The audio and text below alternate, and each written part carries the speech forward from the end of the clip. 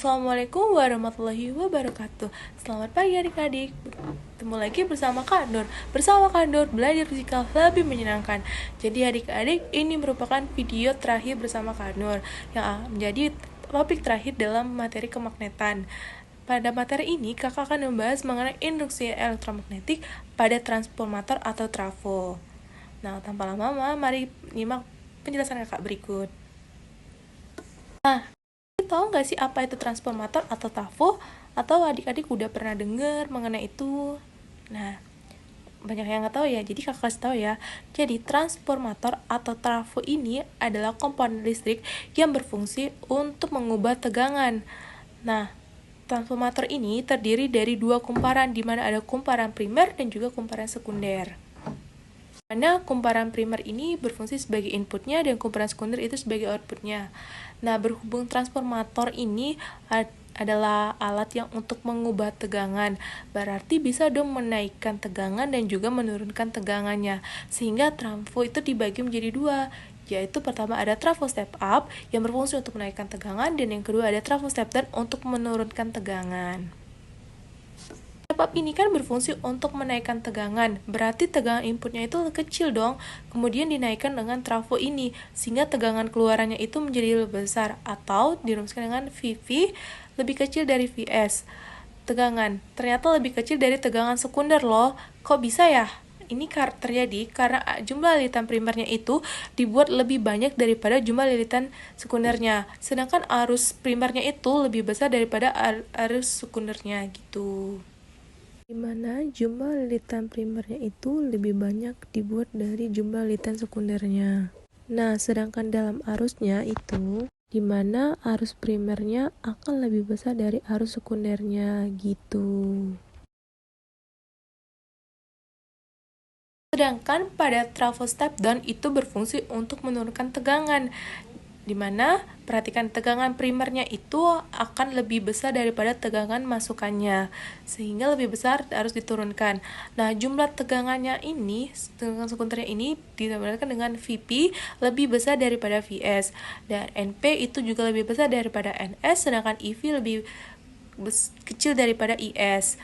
Nah, yang dimana itu tuh akan selalu kebalikan, dimana gitu juga dengan arusnya. Nah, perhatikan gambar ini adik-adik. Pasti adik-adik nggak asing lagi dong dengan gambar ini. Ini merupakan alat yang sering dipasang ada di tiang-tiang listrik di rumah-rumah adik, di dekat rumah adik dong. Nah, jadi ini merupakan contoh trafo. Trafo apa itu, Kak? Jadi ini merupakan trafo step down. Jadi cara kerja trafo step down pada alat ini dengan cara kan itu dari PLN tuh. Nah, sebelum dialirkan ke listrik-listrik yang ada di pada rumah-rumah kita. Sebelum diturunkan itu, trafo itu tuh diturunkan menggunakan trafo step down, sehingga ketika sampai di rumah-rumah itu biasanya cuma tegangannya sekitar 220 volt. Sedangkan kalau trafo step up-nya itu biasanya digunakan di PLN-nya untuk memproduksi listrik.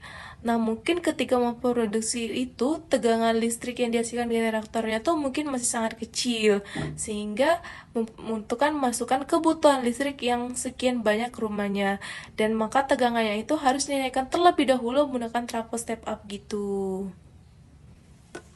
Oke, adik-adik, di sini keterangannya adalah V merupakan tegangan dengan satuannya volt, kemudian N itu adalah jumlah lilitan, dan I itu merupakan arus listrik yang satuannya ampere.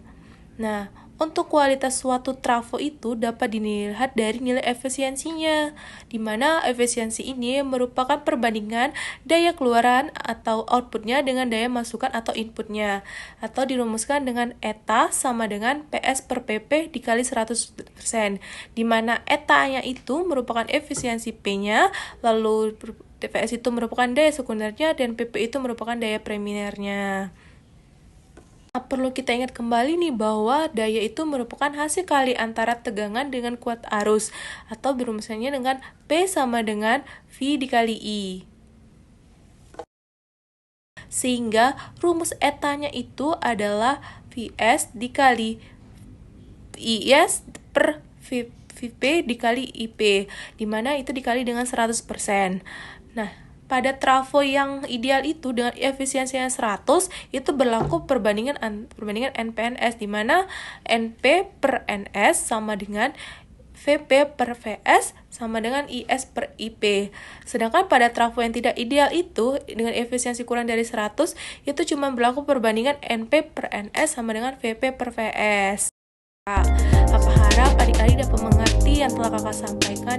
Kakak akhiri ya, kakak pamit undur diri. Kakak minta maaf apabila banyak kekurangan dalam penyampaian video pelajaran sebelumnya. Kakak pamit ya. Assalamualaikum warahmatullahi wabarakatuh. Sampai bertemu di lain waktu. Bye bye.